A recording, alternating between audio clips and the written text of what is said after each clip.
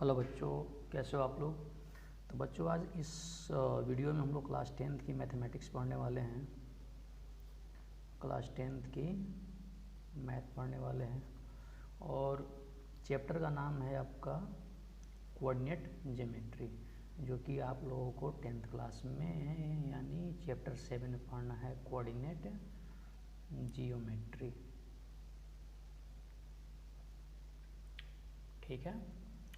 और एक्सरसाइज बेटा आपका 7.4 है। तो बेटा इसके पहले वाला जो वीडियो था, तो इसके पहले वाले वीडियो में मैंने आप लोगों को सॉल्यूशन आप लोगों को बताया था, है ना, कुछ क्वेश्चंस का। यानी उस वीडियो में मैंने बता दिया था 1 to 4 मैंने बता दिया था। एक्सरसाइज 7.4 का 1 to 4 मैंने इसके पहले का जो वीडियो था मैंने उसमें ऑलरेडी बता दिया था। यहाँ पे हम लोग शुरू करेंगे आपका 5 से। ठीक है, तो इसके बारे में पढ़ते हैं। इसमें क्या है बेटा कि इसमें जो बच्चे हैं तो आप लोग ऐसा करो कि एनसीईआरटी की जो बुक है आप अपने सामने रख लो, ताकि आप लोग को सोल्यूशन समझने में आसानी हो। क्वेश्चन 5 बेटा थोड़ा सा थियोरेटिकल क्वेश्चन है। इसमें क्या है ना कि एक आपका और ट्रेंगल बना कर दिया गया है, समझे बात को। और उसमें जनरली क्या है, आपका कोऑर्डिनेट आप लोगों को पूछना है। तो आप उस डायग्राम को देखोगे तो उसमें क्या है, पी क्यू आर दिया गया है।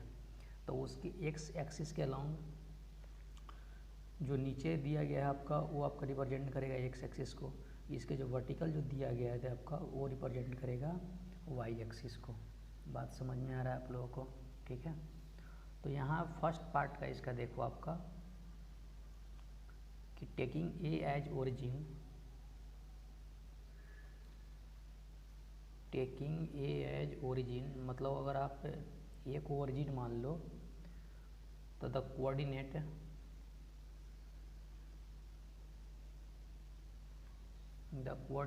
Of the vertex.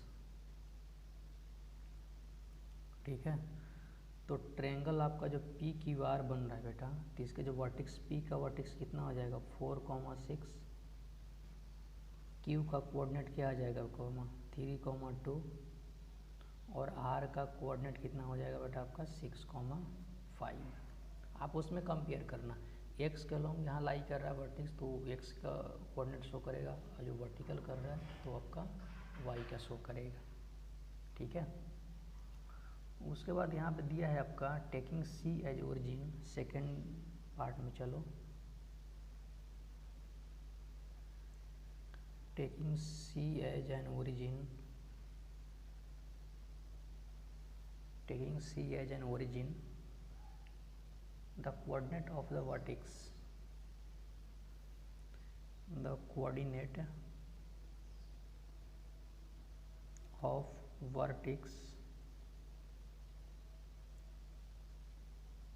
vertices of triangle PQR।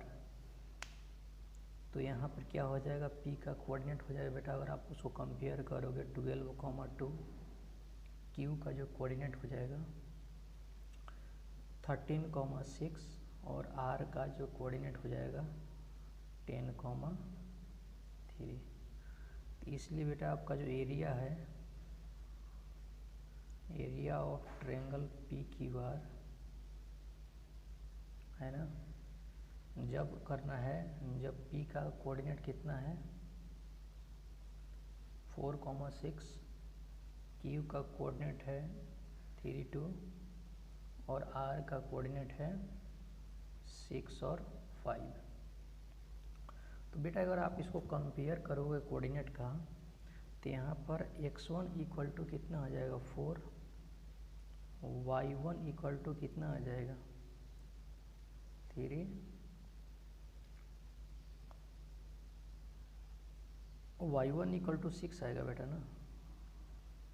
उसी तरह x2 इक्वल टू कितना हो जाएगा 3, y2 equal to 2, x3 equal to 6 और y3 इक्वल टू कितना हो जाएगा 5। तो ट्रायंगल PQR का एरिया निकालिए। तो ट्रायंगल PQR का जो एरिया होगा 1/2 फार्मूला सबको याद है, y2 minus y3 plus x2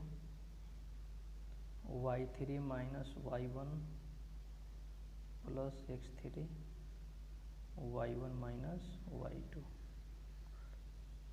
यानी क्या हो जाएगा 1/2।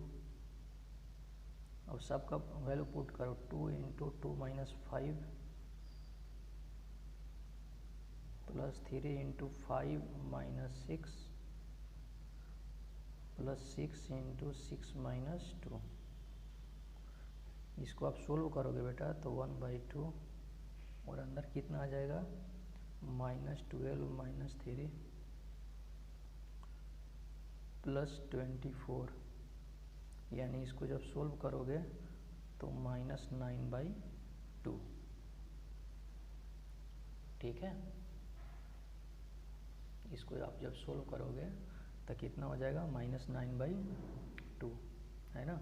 लेकिन जनरली क्या है बेटा, यहाँ एरिया हम लोग फाइंड आउट कर रहे हैं तो एरिया तो कभी नेगेटिव में नहीं होगा, इसलिए हम लोग इसको पॉजिटिव साइन ले लेंगे। ठीक है, इसलिए area of triangle P Q R equal to कितना आ जाएगा 9/2 स्क्वायर यूनिट। ये क्या हो गया आपका आंसर हो गया। नहीं, आंसर नहीं हुआ बेटा, इसका एक ट्रायंगल और निकालना है। तो देखो ये जो एरिया ट्रायंगल निकाले, जब वर्टिक्स हम लोग का इतना दिया गया, अगर मान लो कि अगर ऊपर वाला वर्टिक्स हो, इसको भी आंसर मत लिखो, तो अगर मान लो कि बेटा ऊपर वाला अगर वर्टिक्स हो तो कितना होगा ट्रायंगल, तो उस केस में बेटा यहाँ पर x1 इक्वल टू कितना आ जाएगा 12, x2 इक्वल टू कितना हो जाएगा 13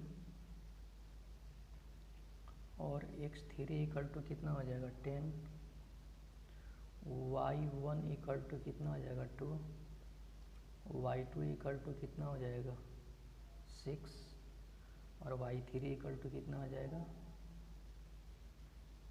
y3 इक्वल टू बेटा 3 हो जाएगा। तो इसलिए यहाँ से हम लोग बेटा निकाल सकते हैं ट्रायंगल पी क्यू आर कितना हो जाएगा 1/2 इंटू 12 इंटू कितना हो जाएगा 6 माइनस 3 प्लस 13 इंटू कितना आ जाएगा 3 माइनस 2 प्लस 10 इंटू क्या आ जाएगा 2 माइनस 6।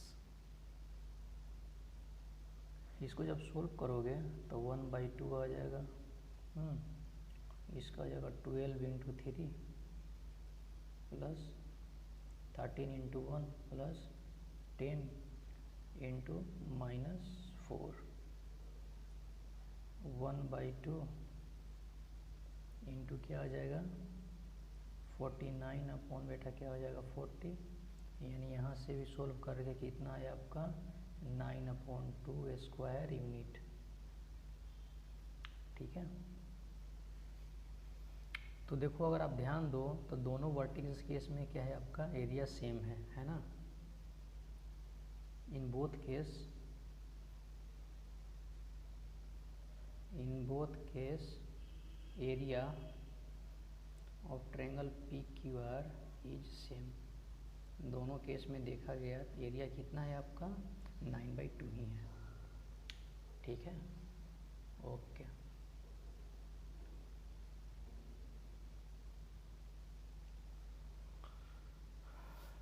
चलो तो बेटा ये हो आपका क्वेश्चन नंबर 5। फिर भी अगर कोई डाउट हो तो आप मुझे बता देना। ठीक है,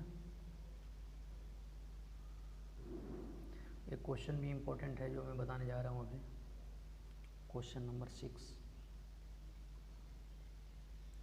क्वेश्चन नंबर बेटा 6 में क्या करना है कि एक ट्रायंगल दिया गया है, ठीक है, उसका वर्टिक्स दिया गया है, यानी एक ट्रायंगल दिया गया है इस तरह से। ट्रायंगल है ABC, इसका कोऑर्डिनेट कितना दिया है बेटा आपका 4,6, इसका कोऑर्डिनेट कितना दिया है 1,5 और इसका कोऑर्डिनेट दिया है 7,2। इसके आपका BC लाइन के पैरेलल एक लाइन और है जिसको बोला गया है DE। ठीक है, अब इसमें बेटा हम लोग को एक रेशियो दिया गया है AD upon AB,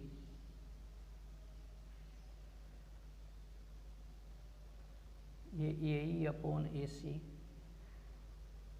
equal to 1/4 है ना। तो इसको ऐसे यहाँ पे बेटा अगर मान लो कि 1/4 दिया है तो इसको ऐसे लिख सकते हैं कि इसको जस्ट रिवर्स कर दो एक बार। तो रिवर्स करने के बाद क्या आ गया, AB upon AD equal to हो गया आपका 4। कोई दिक्कत है क्या? AB को बेटा लिख सकते हैं क्या, AD प्लस DB अपॉन क्या लिख सकते हैं, AD इक्वल टू क्या लिख सकते हैं 4। इसको आप ऐसे ब्रेक कर दो बेटा, AD upon AD plus DB upon AD equal to कितना होगा 4। ये देखो दोनों कट गया, यानी 1 प्लस बेटा लिख सकते हैं आपका DB upon AD equal to 4। तो इसका रेशियो यहाँ पर क्या आ गया बेटा, DB upon AD equal to कितना आ जाएगा रेशियो 3। ठीक है, तो इसका मतलब एक बात तो आ गया हम लोगों को कि AD और DB का जो रेशियो है 1:3 है ना। यानी इसको अगर आप मैं शॉर्ट फॉर्म में आप लोगों को बताऊं तो ये आपका इस तरह से एक लाइन हो गया, ये है और ये B है, ये आपका पॉइंट आपका D है। तो A का कोऑर्डिनेट कितना है बेटा आपका 4,6, B का कोऑर्डिनेट कितना है 1,5 और इसका 1:3 में क्या कर रहा है, डिवाइड कर रहा है। जो पॉइंट D है 1:3 के रेशियो में क्या डिवाइड कर रहा है। तो देखो D का कोऑर्डिनेट हम लोग फाइंड आउट कर सकते हैं, D का कोऑर्डिनेट हम लोग फाइंड आउट कर सकते हैं।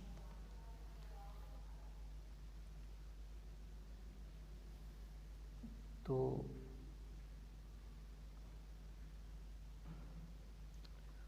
कोऑर्डिनेट ऑफ D, तो D का कोऑर्डिनेट बेटा क्या आ जाएगा, आप लोग पता है section formula mx2 plus nx1 upon m+1। तो उस कंसेप्ट को लगाओ, तो 1:1 प्लस क्या हो जाएगा 3:4 अपॉन क्या हो जाएगा 1 + 3 और नीचे क्या हो जाएगा 1/5 प्लस क्या हो जाएगा 3/6 अपॉन क्या हो जाएगा 1 + 3। तो क्या यहाँ पे हो जाएगा बेटा आपका 13/4 अपॉन क्या आ जाएगा 23/4। उसी तरह बेटा कोऑर्डिनेट ऑफ E का निकाल लो, आपका कोऑर्डिनेट ऑफ E का कोऑर्डिनेट कैसे निकालोगे बेटा, वही फार्मूला है mx2 प्लस nx1। तो 1/7 प्लस कितना हो जाएगा 3/4 अपॉन 1 + 3 और नीचे कितना हो जाएगा बेटा 1/2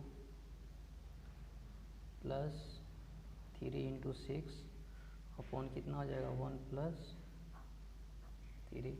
इसको आप जब सोल्व करोगे बेटा तो सोल्व करोगे तो कितना आ जाएगा 19/4 और कॉमा क्या आ जाएगा 5। ठीक है, तो यहाँ से देखो अब D का भी कोऑर्डिनेट यहाँ से निकल गया और कोऑर्डिनेट E का भी निकल गया। अब एरिया ऑफ ट्रायंगल निकाल सकते हैं तीनों ट्रायंगल का, चूँकि हम लोग को तीनों का वर्टेक्स का कोऑर्डिनेट मालूम चल गया। बात समझ में आ रहा है आप लोगों को? तो वहाँ से हम लोग निकालेंगे बेटा एरिया ऑफ ट्रायंगल ADE है ना।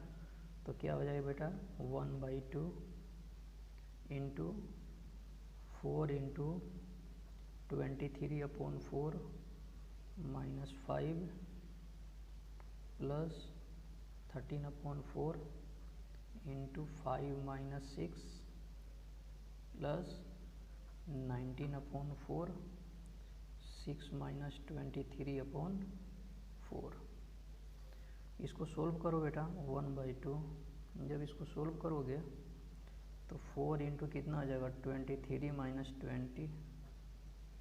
20/4 प्लस 13/4 इंटू -1 प्लस 19/4 इंटू कितना आ जाएगा 24 - 23/4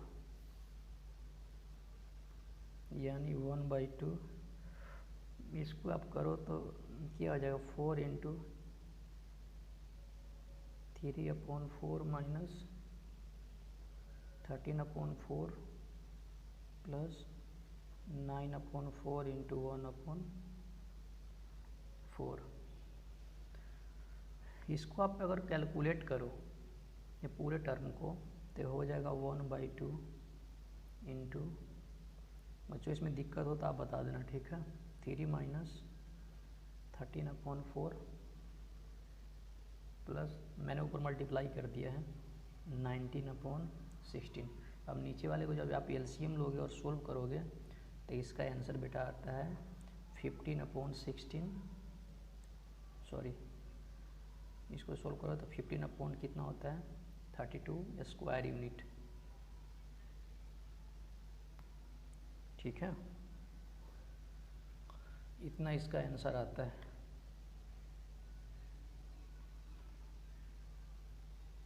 नेक्स्ट, अब बड़े वाला ट्रायंगल का निकालो अब, है ना। तो area of triangle ABC, area of triangle ABC अगर निकालोगे तो सेम आप फिल करो आपका 1/2 into 4 into 5 - 2 plus 1 into 2 - 6 plus 7 into 6 - 5। तो इसको जब आप सोल्व करोगे बेटा तो 1/2 और कितना हो जाएगा 4 into 3 plus 1 into -4 plus 7 into 1। तो इसको आप सोल्व करोगे तो बेटा कितना आ जाएगा 15/2 square unit.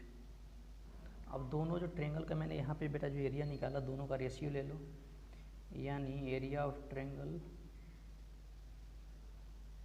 ADC, sorry AD upon area of triangle ABC तो 15/32 इंटू क्या हो जाएगा 15/2 डिवाइड करने बाद यही आएगा ना। तो इसको जब सोल्व करोगे यहाँ मल्टीप्लाई नहीं होगा बेटा, डिवाइड का होगा ना, चूँकि डिवाइड कर रहे हैं दोनों का। तो जब डिवाइड करेंगे बेटा तो कितना हो जाएगा इसको, ये आपका हो जाएगा आपका 1/16, यानी इसका दोनों ट्रायंगल का जो रेशियो होगा आपका 1:16 होगा और यही क्या होगा आपका आंसर होगा। फिर भी बेटा अगर डाउट है तो आप ज़रूर पूछ लेना, ठीक है। चलो नेक्स्ट क्वेश्चन की तरफ बढ़ते हैं। नेक्स्ट क्वेश्चन है,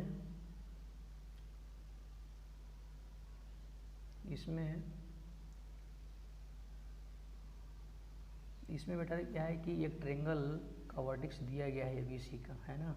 तो उसके मीडियन का निकालना है, उसके बाद कोई पी पॉइंट है तो AP अपॉन DP PD का निकालना है रेशियो। तो धीरे धीरे इसको हम लोग सोल्व करते हैं। क्वेश्चन इंपॉर्टेंट भी है और इसमें बहुत सारे कंसेप्ट को भी कवर किया गया है, तो उसको देखते हैं। क्वेश्चन नंबर बेटा 7। सबसे पहले बेटा ट्रायंगल बना लो आगे ABC, है ना।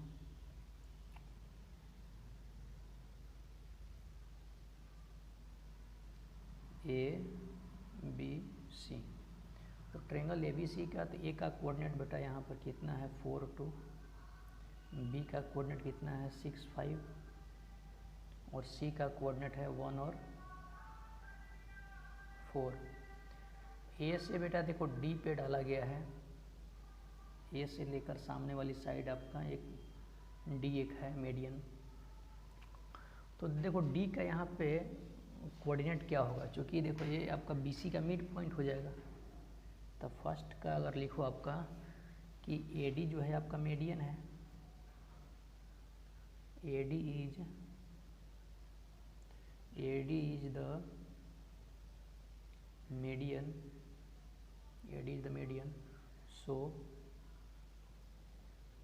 डी इज मिड पॉइंट, इसलिए जो डी आपका क्या है, आपका इसका मिड पॉइंट है। तो डी का बेटा जो कोऑर्डिनेट होगा,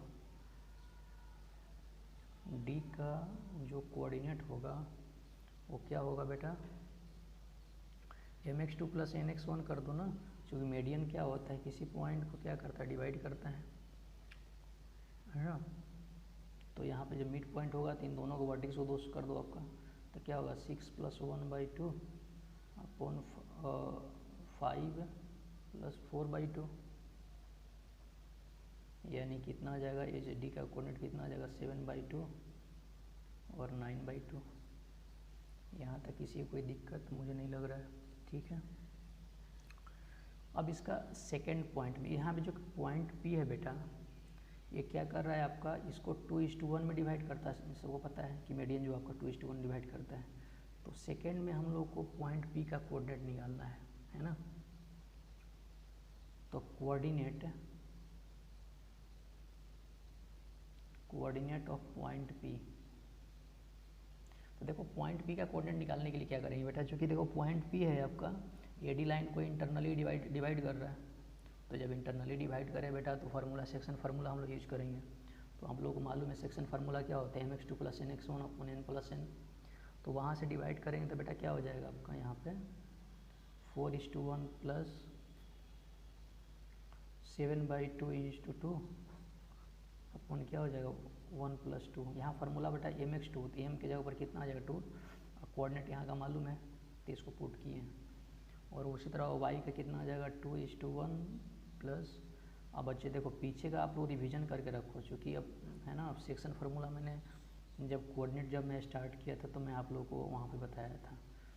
तो जब आप उसको रिवीजन कर लोगे तो कोई बड़ी चीज़ नहीं है।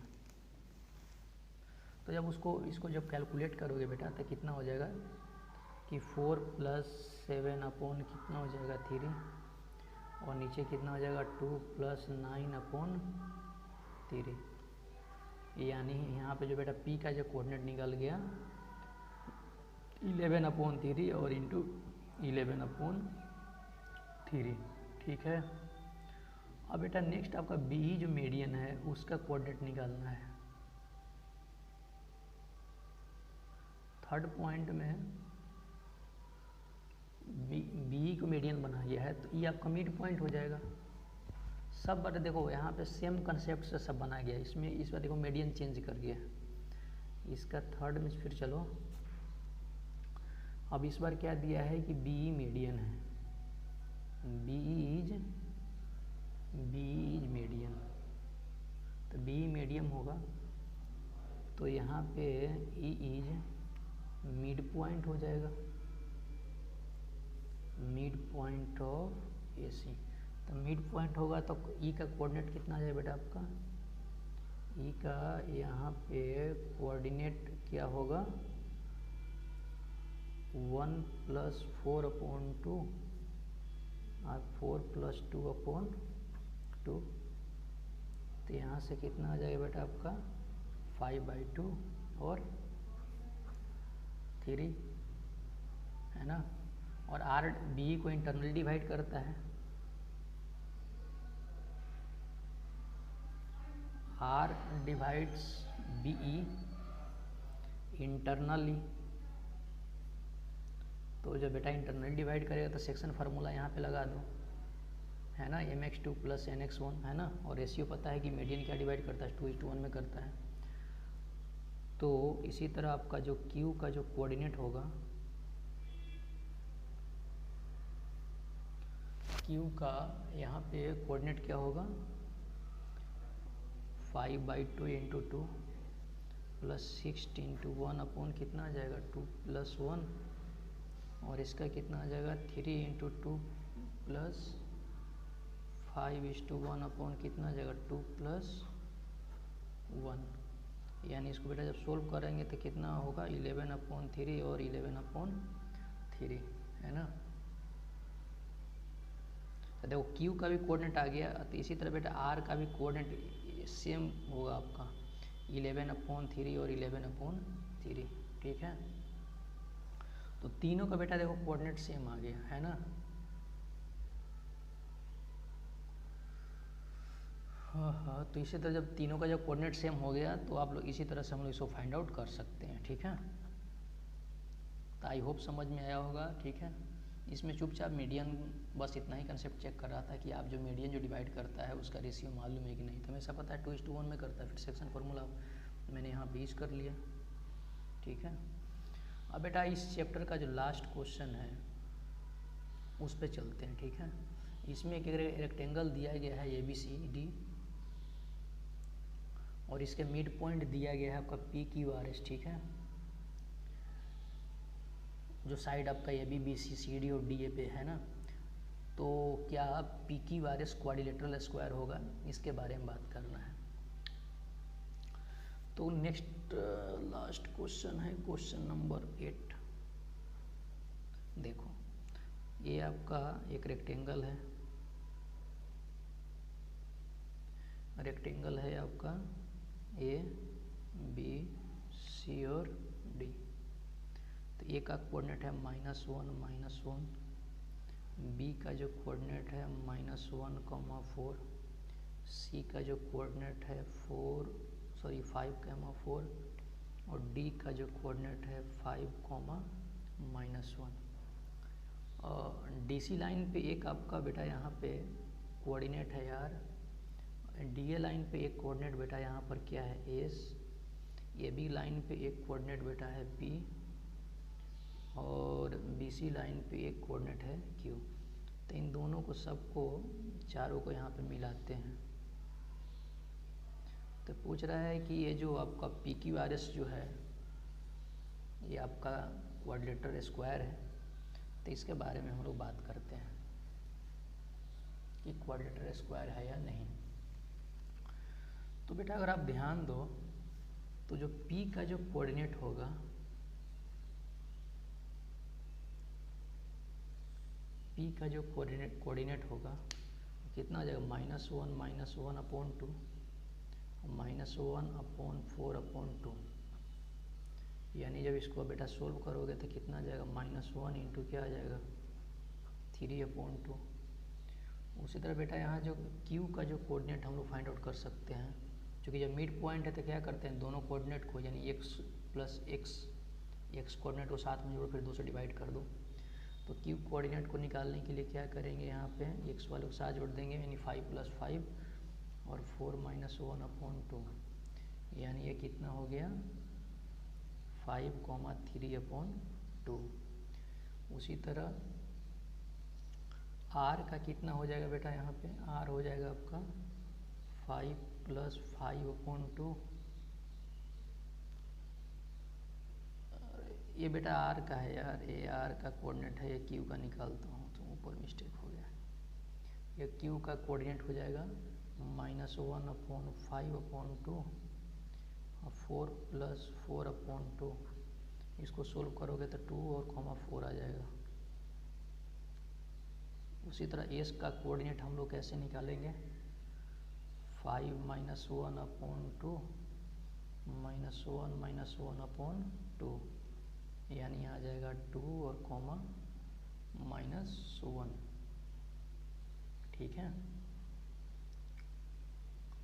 अब यहाँ बेटा अब हम डिस्टेंस निकाल लेंगे PQ का। तो PQ का जब आप डिस्टेंस निकालोगे तो 2 + 1 का स्क्वायर प्लस 4 - 3/2 का स्क्वायर। तो जब इसको आप सोल्व करोगे तो √61/2 होगा। उसके बाद बेटा अगर QR की अगर मैं बात करूँ तो QR क्या हो जाएगा बेटा आपका 5 माइनस 2 का स्क्वायर प्लस 3/2 अपॉन 4 का स्क्वायर। जब इसको अगर आप सोल्व करोगे तो क्या आ जाएगा, √61/2 आ जाएगा। उसी तरह बेटा अगर जो RS है, इसका डिस्टेंस है ना, ये जो मैं फार्मूला सब डिस्टेंस फार्मूला आप लोगों को मालूम है ना कि दो कोऑर्डिनेट विद डिस्टेंस कैसे निकालते हैं, उसको यूज करो। -1 - 3/2 का स्क्वायर, इसको जब सोल्व करोगे तो √61/2 आ जाएगा। उसी तरह बेटा यहाँ जो SP होगा तो SP निकाल लो, -1 - 2 का स्क्वायर प्लस -1 - 3/2 का स्क्वायर। यहाँ जब सोल्व करोगे तो √61/2 आएगा। तो यहाँ देखो कि है ना, चारों जो साइड है यानी PQ = QR = RS = SP, सभी बेटा क्या है आपका इक्वल है, ठीक है